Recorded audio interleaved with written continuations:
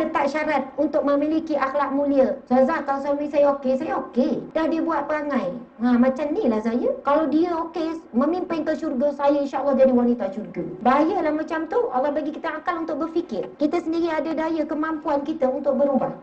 A'udzu billahi minasyaitonir rajim. Sebab ada orang dia boleh ceria, manis dengan kawan-kawan boleh 2 jam senyum. Sampai orang tanya, kau ni kan senyum manjang. Memanglah aku ni sejak lahir dah senyum. Memang dilahirkan penyanyum. Balik rumah bertukar muka tu. Assalamualaikum bang. Waalaikumsalam. Dah makan dah bang? Dah. Pinggan basuh tak? Terus bagi peluru perpadu. Lepas tu tengok kat dapur, menono ni kat dapur. Awak ni takkan tak payah basuh satu. Dah start masam dah. Awak buat apa kat rumah daripada pagi sampai petang? Tanya soal selidik. Allahu Akbar. Orang yang ceria, saya ni cakap pada diri saya sebenarnya, bukan pada ibu-ibu.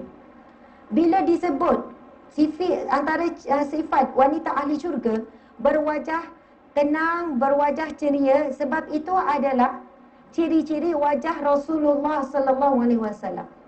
Orang yang paling banyak ujian, yang paling banyak cabaran, yang paling banyak dugaan. Kalau dalam buku ni, dalam buku Sahabat Dunia Akhirat, nanti kita buka, ada satu muka surat ni. Bagaimana saat Rasulullah diludah dengan air liur. Kita pernah tak orang ludah dengan air liur kat muka kita? Maksud ni ujian kita ni memang rendah je ibu-ibu. Nabi Muhammad ni sebaik-baik manusia, kekasih Allah, semulia-mulia akhlak. Macam mana Nabi dalam keadaan kedudukan yang sangat tinggi, sangat hebat tu, tak pernah nyakitkan hati orang tu. Dia berhadapan dengan orang benci sungguh-sungguh, bukan benci main-main. Benci sampai nak bunuh. Ke ada kita ni sedang dalam diekori dan ada orang nak bunuh ni? Tak ada kan? Kalau benci pun orang untuk itu je lah. Tapi Nabi Muhammad kita berhadapan dengan situasi nak dibunuh. Dicaci, dihina, dikata gila, diludah, dibaling pasir.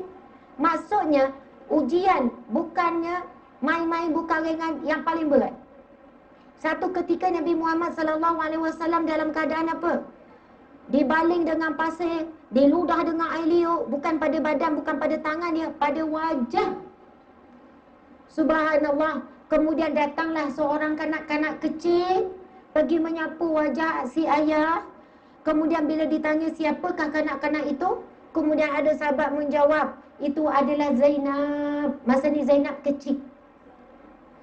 Subhanallah. Dan Zainab menangis tengok ayahnya diperlakukan begitu. Lalu apa jawapan Rasulullah kepada anak dia Zainab?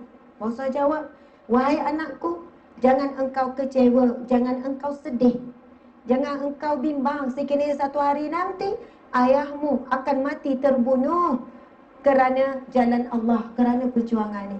Masya Allah. Maksudnya di sini kita bukan kata tak boleh sedih bila ada benda musibah, benda sedih-sedih lah.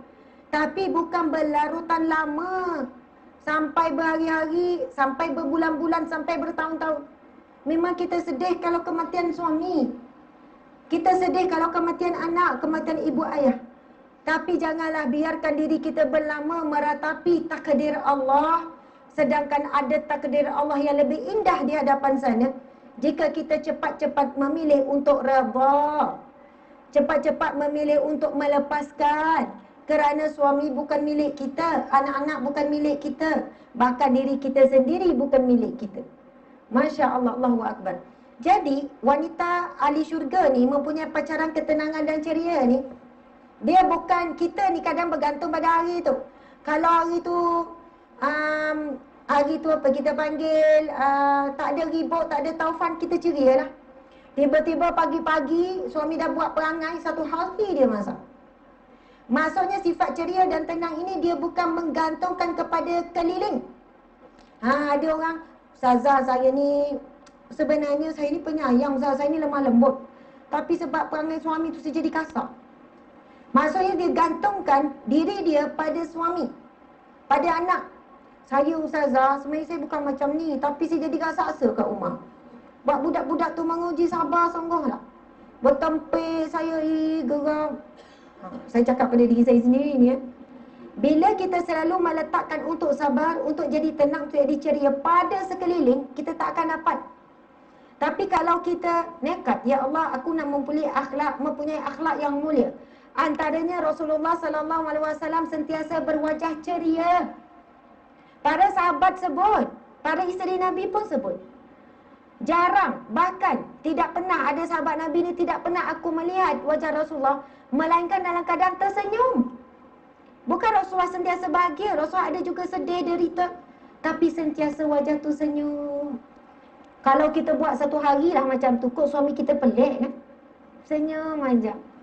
Bang, tak apa bang, pinggan tu saya basuh. Senyum. Nampak kain yang bergulung, kain plekat. Kan dia malah sangkut bergulung kat lantai. Tak apa bang, tak apa. Senyum. Mungkin kat nak tidur tu suami tanyalah kau kan, awak dah kenapa pelik sangat? Tak pernah awak macam ni ni. Tak apa bang. Wajah ahli syurga. Jawab dia tu. Bimbang ni suami kalau macam ni. Dia telefon anak-anak ni. Balik cepat, mak kau dah ada tanda-tanda dah ni. Tak pernah macam ni perangai dia. Senyum pagi sampai malam. Mak kau kalau sehat, dia bebel. Hari ni dia tak bebel. Pelik sangat. Kan biasa orang nak dekat mati ni kan dia berubah. Dan mak kau berubah. Nak katanya, kita ni macam jauh daripada sifat Nabi. Akhlak Nabi, sunnah Nabi. Jangan letak syarat untuk memiliki akhlak mulia. Syarat kita orang keliling okey. Ustazah, kalau suami saya okey. Dah dia buat perangai. Macam ni lah saya.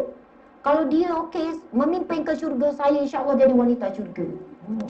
Bahayalah macam tu. Allah bagi kita akal untuk berfikir. Kita sendiri ada daya kemampuan kita untuk berubah.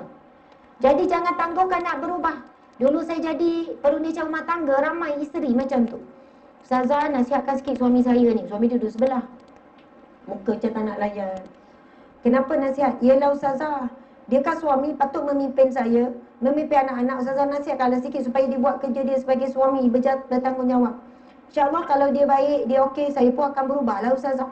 Dan dia ketua, saya penolong. Tapi dalam bab shopping, dia jadi ketua. Dalam bab berjalan, dia ketua. Bab cari makan pun dia ketua. Tiba-tiba bab menuju akhirat, dia lepas tangan. Saya kata puan macam ni lah. Kalau puan pun yang memimpin dalam bab hidayah Allah, dalam bab kebaikan, dalam bab akhirat, tak ada masalah. Mungkin sebab Allah pilih puan, hati lebih lembut, rasa berdosa, rasa nak berubah, rasa nak pastikan ahli keluarga masuk syurga Allah, selamat api neraka Allah. Tak ada masalah puan yang memimpin. Bukan pemimpin jadi bang, awak penolong saya ketua, tak. Tetap suami juga ketua rumah tangga. Tapi dalam hal demikian, kadang-kadang ada wanita yang dilebihkan dari sudut ilmu berbanding suami. Mungkin dari sudut perasaan ingin berubah. Mungkin hidayah lebih kuat, taufik lebih kuat dengan seorang wanita ni. Lalu dia pun istiqamah, dia jaga ibadah, dia amalkan amalan-amalan tertentu, akhirnya dia kuat. Dan dia kuat berdoa, akhirnya suami berubah, anak-anak berubah, alhamdulillah. Tapi kalau dia letak untuk dia berubah dengan syarat orang lain berubah dulu, akhirnya dua-dua tak berubah. Yang ada adalah saling salah menyalahkan. Okey. Subhanallah.